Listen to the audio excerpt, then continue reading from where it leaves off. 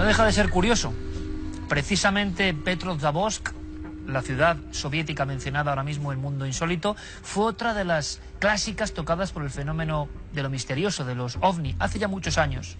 Comparte ese curioso galardón con el lugar a donde ahora viajamos, Vorónezh. Y les aseguro que hemos contado cientos, si no miles de historias en Cuarto Milenio. Esta, por algo, es una de las que a mí más me emociona. Quizá porque con tan solo 16 años, siendo un joven estudiante, supe, a nivel de todos los periódicos, ahí venía reflejado del impacto enorme de lo ocurrido en un lugar que realmente era anodino y anónimo. En España nadie conocía la existencia siquiera prácticamente de Vorónezh, una ciudad industriosa, unos 500 kilómetros al sur de Moscú, donde algo pasó en los últimos días de septiembre de aquel 1989. Es más, en aquel instante era una población cercana a las 800.000 personas la que se vio convulsionada por algo que es increíble. La agencia TASS, y tengo los teletipos aquí, o lo que es lo mismo, el gobierno, la KGB y los militares soviéticos, hablaron de confirmación del aterrizaje de un ovni tripulado por gigantes.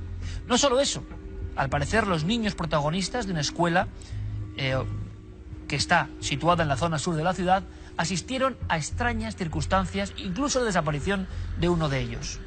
A los 2 días, la misma agencia TASS dice: los científicos soviéticos insisten en la existencia del ovni. Pero yo sé que ustedes se van a dar cuenta de hasta dónde llegó el asunto de Vorónezh y luego cómo se ensombreció con el documento que les vamos a poner. Ese minuto con el que viajamos y nos transportamos a otros tiempos. Verán, Televisión Española, informativo, telediario, máxima audiencia, 9 de la noche, 9 de octubre de 1989. Toda España, pues en la cena, en los bares, en los trabajos, observando la gran noticia. El telediario abre con lo que ustedes van a ver ahora. El extraño suceso, ratificado por la milicia y científicos locales, tiene conmocionados, sin embargo, a los habitantes de la ciudad. Testigos presenciales señalaron que seres extraterrestres de 3 o 4 metros de estatura habían descendido de la nave, un enorme disco luminoso. Muchas personas vieron el disco luminoso posarse sobre el parque de la ciudad. 1, 2 o 3 humanoides salieron del ovni. Algunos testigos todavía tiemblan al describir los 3 o 4 metros de altura y la pequeña cabeza de estos seres. Todos parecían iguales, menos un robot que les acompañaba. El surco circular producido por la nave, las huellas y la radioactividad detectada han dejado a los científicos con un montón de interrogantes. Los hechos no son normales y ellos no lo han negado. Además, los extraterrestres no se han ido de vacío. Podrían haber recogido muestras del terreno para su propio conocimiento. A cambio, han dejado una roca de color rojo que no coincide con nada de lo que hasta ahora se había manejado en la Tierra.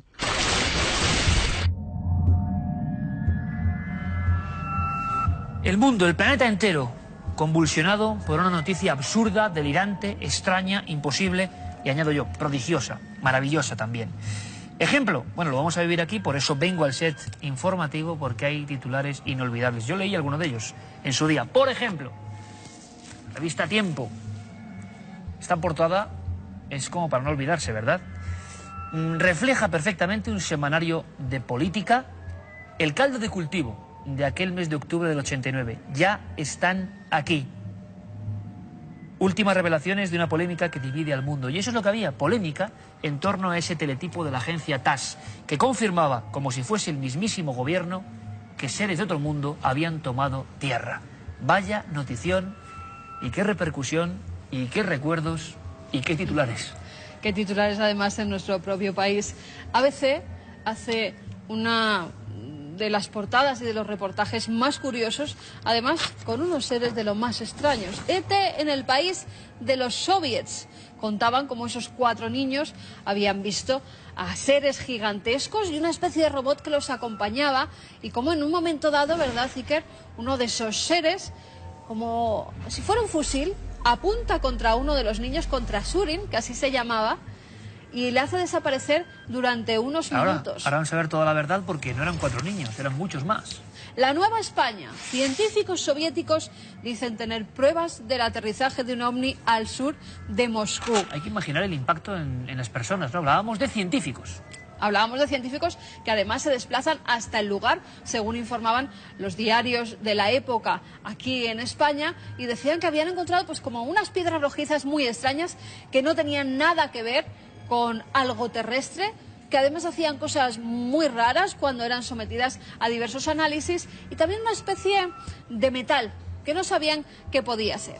Nos vamos a La Vanguardia, revuelo por la noticia de un ovni en la URSS. Además, en este caso, el diario 16 pone la foto de uno de los testigos, de uno de los niños, y su propio dibujo. Y los dibujos con un extraño símbolo. Yo ya pido que, bueno, presten atención al símbolo. Es curioso. Además, lo dibuja el niño, lo vemos aquí en diario 16, con las 4 patas. Que luego, cuando van los científicos, se encuentran con que verdaderamente en el suelo han quedado 4 huellas de unos 5 centímetros de profundidad. Lo prodigioso irrumpe en el país de los soviets. Pasados unos días, ABC sigue además publicando todo tipo de dibujos con la descripción que hacen los pequeños de esos seres que tanto les asustaron. Los científicos soviéticos insisten en la existencia del ovni. Los extraterrestres hicieron desaparecer momentáneamente a uno de los testigos. Científicos soviéticos que confirman el aterrizaje en la URSS de un ovni tripulado por gigantes. Luego también en los breves de la época de La Vanguardia, TASS, agencia TASS, anuncia el aterrizaje de un ovni. Y cuando van pasando los días, ABC sigue publicando, en este caso el día 13 de octubre de 1989, niegan que los supuestos extraterrestres dejaran piedras misteriosas en Vorónezh, aunque los científicos insisten en la presencia del ovni. Y yo creo que ese resumen es perfecto. ¿Por qué? Porque vemos toda la expectación, cómo va creciendo, como un primer suceso que tiene ya seres, que se acompaña de pruebas físicas, que sigue con desaparición momentánea de uno de los testigos delante de los otros niños, encima ya con elementos no conocidos en la Tierra, y después que no, que sí, que no, o sea, el eterno juego de la desinformación y la verdad. Por eso nos hemos marchado a Vorónezh.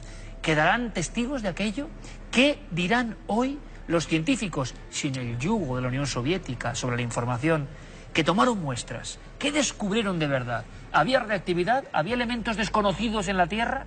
Bueno, pues todo eso en nuestra siguiente aventura, una aventura de nuestro compañero Pablo Villarrubia y Juan Antonio Sanz, que nos traen cosas realmente reveladoras. Yo ya me froto las manos. Expediente en busca de una cosa que parece increíble, pero que quizá fue verdad. Los gigantes de Vorónezh.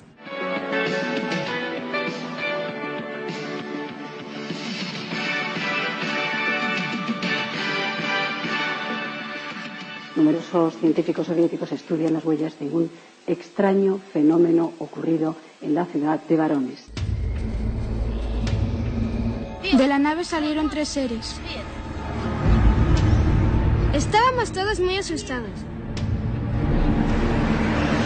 Eran altos, más altos que la gente normal. Cuando ellos salieron de la nave, yo me quedé inmóvil. Aquí están las huellas del aparato. Medía unos 15 metros de largo. Más tarde entraron dentro de la bola. La nave comenzó a elevarse lentamente y desapareció. Cuando desaparecieron, me mareé.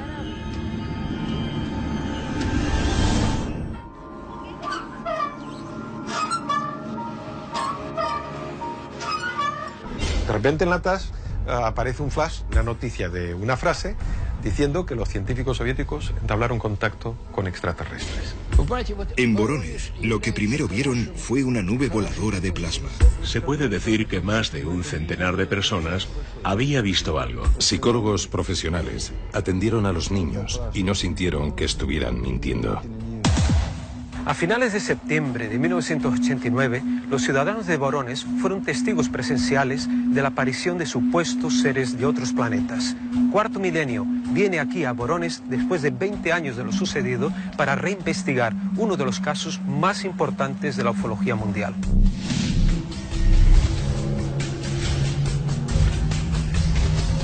El equipo de Cuarto Milenio localizó en Moscú al periodista de la agencia EFE, Miguel Bas, uno de los primeros reporteros en entrevistar a los niños de Vorónezh.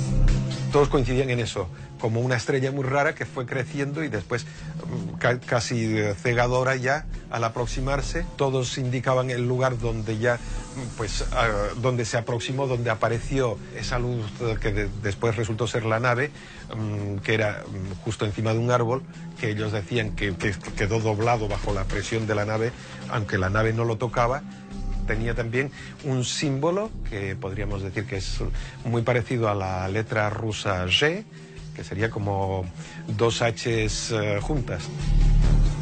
Se asomó, después volvió a subir, después de eso la nave bajó, se quedó como colgada a 1 metro de la superficie de la Tierra, y entonces de ahí soltó las 3 patas, y después de eso volvió a salir el mismo ser, acompañado por un segundo ser o algo raro, que ellos también, muchos de ellos decían que era un robot. En ese momento uno de los niños pegó un grito y quiso correr.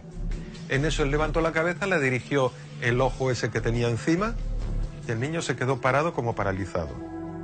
Le dirigió, dice, como un tubo plateado al niño, y el niño desapareció. Ese niño volvió a aparecer cuando se fue la nave. Y ese niño no recordaba nada. Miguel Bas nos reveló que su escepticismo en relación al avistamiento del ovni de Vorónezh se resquebrajó ante las confesiones de los testigos. La verdad es que cuando yo de verdad me creí que algo había sucedido, yo no sé si fueron extraterrestres, si fue una nave espacial, no lo sé, pero que ahí algo pasó, eso sí estoy convencido después de haber hablado con los niños. ¿Por qué? Porque yo pues hablé con, me parece que 16 niños y creo que 7 adultos. Todo en Vorónezh recordaba a la antigua Unión Soviética, hasta su decrepitud. Allí localizamos al físico Stanislav Kadmensky, antiguo profesor de la universidad local. Fue uno de los científicos que participó en las investigaciones oficiales sobre el aterrizaje del ovni. Quisimos hacer una serie de investigaciones en lo que concierne a las huellas que dejó. Puesto que el lugar de aterrizaje estaba muy determinado, fuimos a ver qué restaba de aquel aterrizaje. La tierra donde se posó no era muy dura. Estaban presentes representantes de la Cátedra de Física Nuclear y personal de la Cátedra de Biología. Fueron mis ayudantes los que se presentaron en el parque. Se tomaron 50 muestras del sitio donde había algún tipo de huella diferente. Hicimos análisis de trazas de material radioactivo. Pero a pesar de todo, no encontramos ningún tipo de radioactividad. Los biólogos verificaron si había algún tipo de virus, bacterias, esporas y tampoco encontraron nada. Curiosamente, las explicaciones del profesor Kadmensky no coinciden con los datos ofrecidos en aquella época por los medios de comunicación, que señalaban el doble de radioactividad en la zona del descenso del ovni en comparación al resto del parque. Las radiaciones recogidas superan en el doble a las emitidas en cualquier otra zona del parque. Todo el equipo de la Cátedra de Física Nuclear de la Universidad de Vorónezh se encuentra también ocupado en el estudio de las muestras recogidas en el punto del aterrizaje. Hasta el próximo lunes no se conocerán datos definitivos, aunque los científicos aseguraron a Televisión Española que la roca analizada en los primeros días y que supuestamente no era de origen terrestre, tiene una composición mineralógica absolutamente conocida. No obstante, el profesor Kadmensky nos sorprendió al confesar que él creía que algo que realmente no era de nuestro mundo apareció aquel día 27 de septiembre de 1989. Lo que allí había aterrizado, desde luego, no era nada parecido a un aparato de origen terrestre, como un helicóptero o un avión. Nuestro siguiente contacto en Vorónezh fue con el principal investigador civil del caso, el biólogo Fyodor Kiselyev. Junto a él nos dirigimos al Parque Sur de Vorónezh, situado en la periferia de la ciudad, en una barriada conflictiva y deprimida. A finales de septiembre, con un día parecido a este, los niños del grado quinto